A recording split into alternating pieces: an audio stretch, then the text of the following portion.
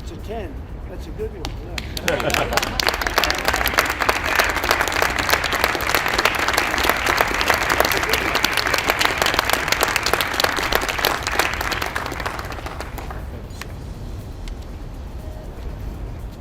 Have you ever thought that a few tractors could break the economy of an entire country?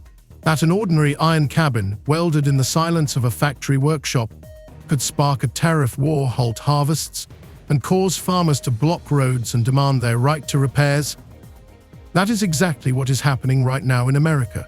John Deere, an icon of American agriculture, the very green machinery that farmers called a member of the family, has unexpectedly announced that it is moving part of its production to Mexico. A $55 million investment, a new plant in Nuevo León, dozens of production lines that were supposed to start up in Iowa and Illinois will now operate under the Mexican sun, where workers earn $5 an hour instead of $27 in the US. And do you know who found out about this last? The very farmers whose hands built the fields, planted millions of acres, and ensured the country's food security. Tariffs, there's been a lot of on and off, some inconsistency. There's no inconsistency. I'm not like a block that just, I won't delay.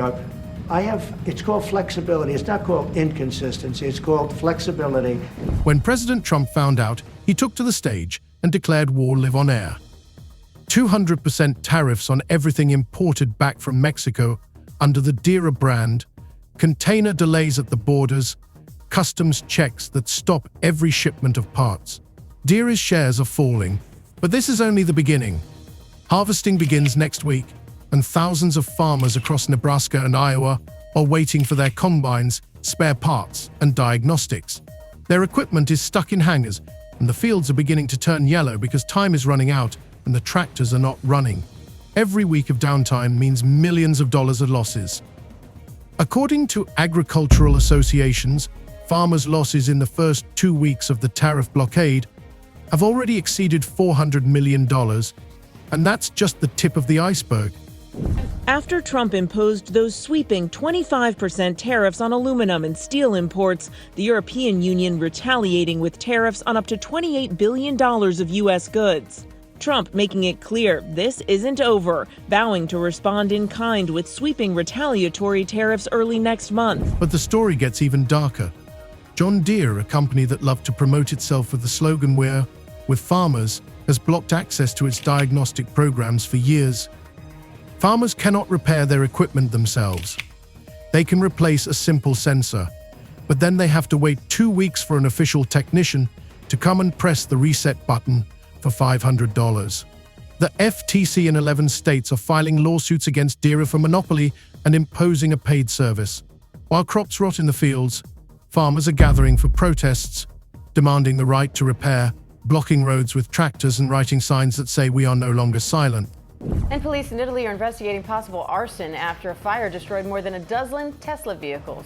Elon Musk is calling the incident at a Rome dealership terrorism. This comes as Tesla has been the target of recent protests around the world. All this is happening against the backdrop of a global food crisis. Grain prices are rising, food prices are creeping up, and every tractor that is delayed becomes a symbol of how greed and politics can threaten the food on every American's table. Today, in this video, we'll look at how one company's decision to start manufacturing in Mexico turned into a major crisis of trust between farmers and industry, why Trump's tariff war could hurt not Deere, but Americans themselves, and why the fight for the right to repair your tractor could determine the fate of millions of families who live off the land. Watch this video to the end to understand how a few green tractors ended up at the center of a war for the future of American agriculture. Ready? The higher the tariff, the more likely it is that the company will come into the United States and build a factory in the United States so it doesn't have to pay the tariff. That will take many, as you know, that will take many years. In fact, I'll tell you, there's another theory is that the tariff, you make it so high, so horrible, so obnoxious that they'll come right away. When I do the 10%, 10% is really, first of all, 10% when you collect it is hundreds of billions of dollars. The numbers that you're talking, all reducing our deficit. But really, so there's two ways of looking at a tariff. You can do it as a money-making instrument, or you can do it as something to get the companies. Now, if you want the companies to come in. When John Deere announced that it was moving part of its production to Mexico, it seemed like just another piece of corporate news. But the news spread across the farms of Iowa and Nebraska like wildfire, because it wasn't just about tractors and parts. US President Donald Trump has announced a 25% tariff on all car and light truck imports into the country. It's due to come into effect on April 2nd. Economists and world leaders are warning that it will be a tax on consumers and have a chilling effect on the global economy. But to Americans, Trump paints a rosy picture, predicting that the levies will spur growth. It was about the lives of people whose hands had held this land for decades, about families who lived off the harvest, and about towns where the words John Deere had always been a symbol of hope and stability. The $55 million investment in a new plant in Nuevo Leon initially looked like a step toward expanding the business. But behind this decision was the need to cut costs, because after the pandemic and a wave of layoffs in the US, after average wages rose to $27 an hour, and there was a shortage of skilled workers, the company realized that it could no longer cling to the illusion of being entirely made in the USA. In Mexico, workers' wages range from $4.50 to $5 an hour, and the government granted John Deere tax breaks for the first 5 years, guaranteed free logistics at the start, and allocated a plot of land in a new industrial park near the port of Laredo. After weeks of whiplash, Trump threatening tariffs, imposing some and walking back others, many Americans are feeling the uncertainty. In Swisher, Iowa, distillery owner Jeff Quint says it's paralyzing. The bourbon industry is going to be collateral damage in this tariff war. I don't really think there's any way around that. And he's not alone. Tonight, the majority of Americans, 61%, now say they disapprove of how the president is handling tariffs. 56% say they disapprove of his handling of the economy overall. But the president has dismissed those concerns tonight, saying he has the right to change course. But all this happened at a time when Donald Trump, back in the presidential race, decided to turn this decision into a political weapon.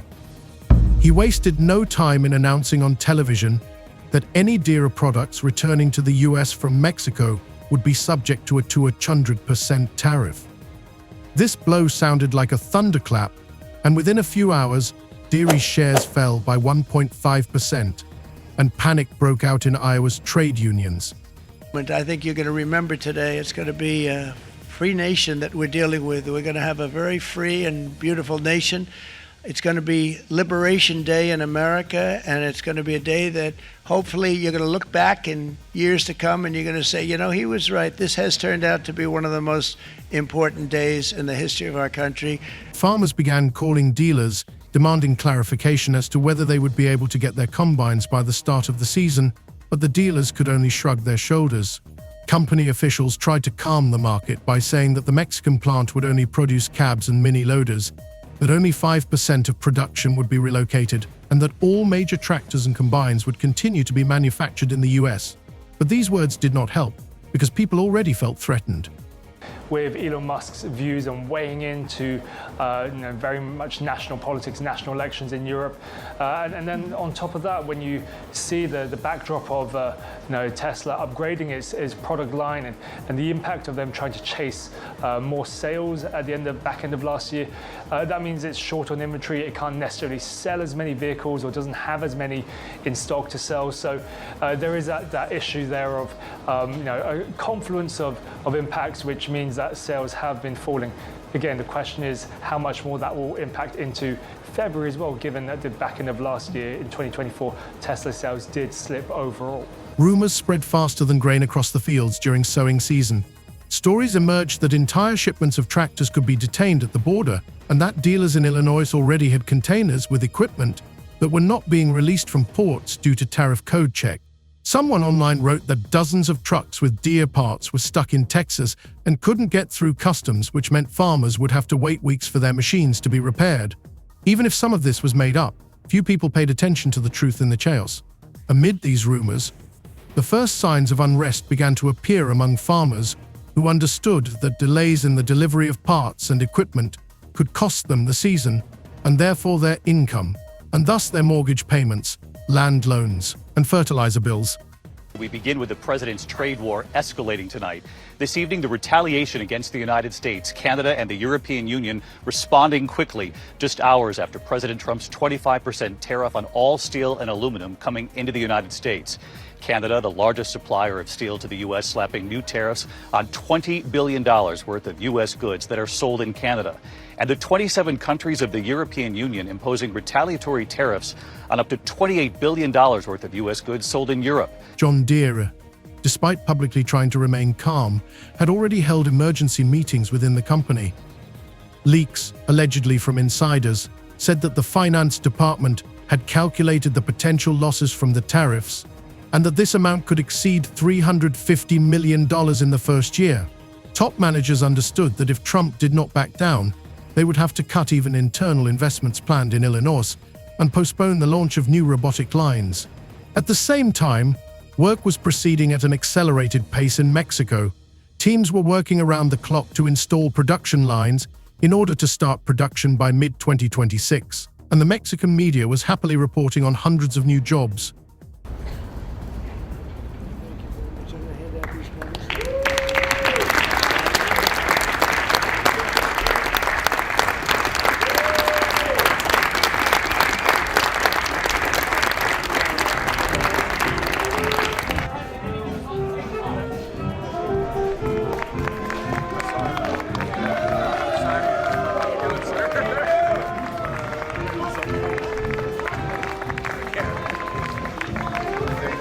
Against the backdrop of this crisis, reports began to appear in the media about how John Deere had actually been preparing this move for years, despite public statements of support for American workers.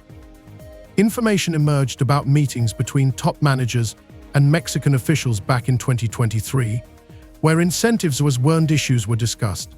These leaks fueled outrage among unions and factory workers in Iowa, where the first pickets were held under slogans such as "Don't Sell America" and "Deere, come home." The situation was further complicated for Deere by the fact that competitors such as Kubota and Mahindra were actively entering the US market, offering equipment that was 20 to 30% cheaper. Buyers accustomed to Deere began to compare prices and wonder whether it was worth paying more if the company's new policy led to price increases due to tariffs and reduced warranty support. This put Deere in a situation where any decision threatened its reputation. Either abandon the plant in Mexico and incur losses, or face tariffs and the wrath of farmers. Meanwhile, the situation on the farms themselves was heating up. The spring planting season was just around the corner, and delivery delays were becoming a real threat. Some farmers began to form cooperatives to jointly lease old equipment in order to meet their deadlines. Farmers shared stories on social media about how they called dealerships 5 times a day to check the status of their orders, only to be told, "We don't know when your machine will arrive." Videos appeared on YouTube showing farmers pointing to empty warehouses where new Deere combines should have been, but instead there was only dust and closed gates. Within a few weeks, the situation became a political tool. Trump began to use the crisis to strengthen his position, claiming that Deere betrayed American farmers for cheap labor. He held rallies where thousands of people chanted "No More Mexico" and held signs with green tractors crossed out. Deere dealers received threats, and some farmers even began burning Deere caps in protest. This crisis became a litmus test for the entire American industry. Companies that had planned to move production to Mexico began to freeze their projects, fearing they would be the next target of the tariff war.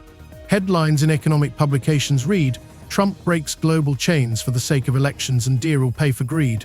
Meanwhile, in small towns across the Midwest, people waited to see how it would all end, knowing that the decisions of one man and one company would determine not just another season, but their future, their homes, their jobs, and the very land that feeds America. President Trump has never been one for half measures, and when news reached him that John Deere was opening a factory in Mexico, he didn't bother with the details, didn't listen to explanations about a 5% transfer or exports to Latin America. He stepped up to the microphone at a rally in Pennsylvania, clenched his fist and said, "200% tariff on everything Deere tries to bring back to the United States." At that moment, the crowd erupted, and TV cameras captured every frame of his determined face. It was a convenient moment for him to show that he would protect every American worker, but behind this slogan lurked a storm that no one yet suspected. The morning after this statement, Customs services received unofficial recommendations to intensify inspections of any equipment crossing the border. In Texas ports, where the first containers with parts from Nuevo Leon were arriving, delays began, and truck drivers waited for days for permission, spending the night in parking lots without food or showers. Some began posting photos of long lines of trucks with green John Deere stickers on social media, and farmers across Iowa and Kansas saw these photos and realized that trouble was coming. Dealers began receiving calls from angry customers. It turned out that without these parts, machines that had already been paid for and assembled, which were supposed to go to the fields a week before planting, were sitting idle. Every day of downtime meant that farmers were losing time and, therefore, part of their future harvest. Economists estimated that if the delay lasted even a month, farmers would lose about $800 million in lost harvests, equipment rental losses, and disrupted field work schedules. But this figure was too abstract, and the real problem was felt in the way farmers went to the hangars every day and looked at the empty spaces where the combines should have been, or at the tractors that were idle because of minor breakdowns that they could not fix without spare parts. Amid this chaos, a wave of anger rose among farmers. They were tired of John Deere blocking their access to diagnostic software and repairs for years. The farmers knew that even if the problem was minor, they couldn't fix it themselves, and calling an official technician cost $500 per visit and meant waiting weeks. Now, with tariffs hitting hard and equipment delayed at the borders, every day of downtime meant real losses, and their patience ran out. Iowa was the first to erupt. In Des Moines, several dozen farmers arrived in old tractors, blocked the street outside the John Deere regional office, and held up signs reading, "Give us the right to repair and we pay for freedom to repair." Videos of these protests quickly spread across social media, and farmers from Nebraska, Kansas, and Illinois began taking to the streets of their towns, gathering at dealerships and demanding answers. At one of the meetings in Lincoln, a farmer named Ben Holt came out to the crowd and told how his family lost $120,000 last season because a sensor error shut down his combine, and service didn't arrive for 9 days, by which time half the crop had already been lost. He said he was no longer willing to remain silent and called on farmers to form legal groups to put pressure on Deere in Congress. These words were the trigger.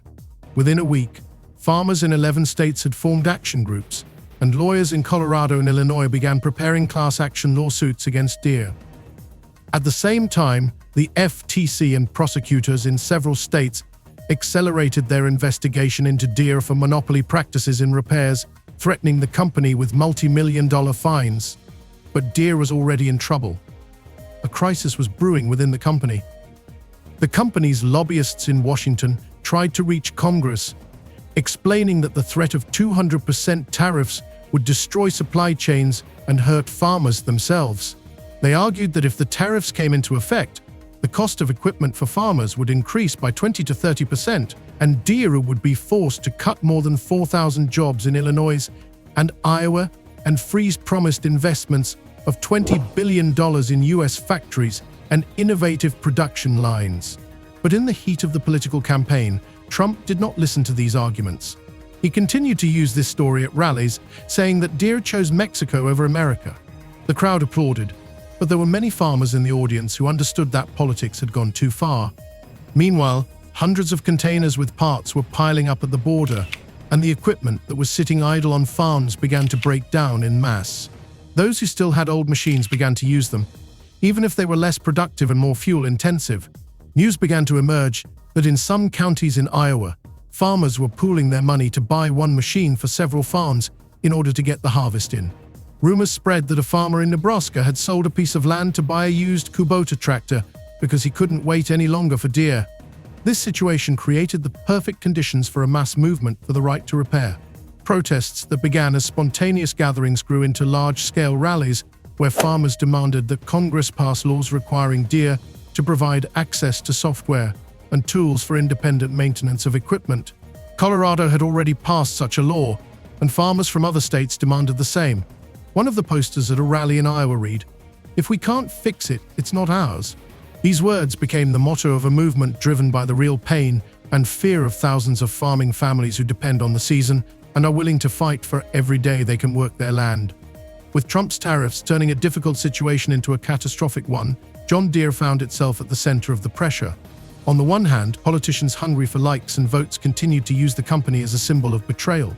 On the other hand, farmers and the public began to perceive Deere not as a partner, but as a corporation that had betrayed the people who had made it a legend in order to achieve money. In such an atmosphere, no press service or advertising campaign could restore the company's reputation. And now the future of not only John Deere but also thousands of American farmers hangs in the balance, suspended by a thread that could be severed by a single decision, a single tweet, a single flash of protest, because the issue is no longer about tractors but about who runs America, the farmers who feed the country, or the politicians who play with their lives in their campaigns.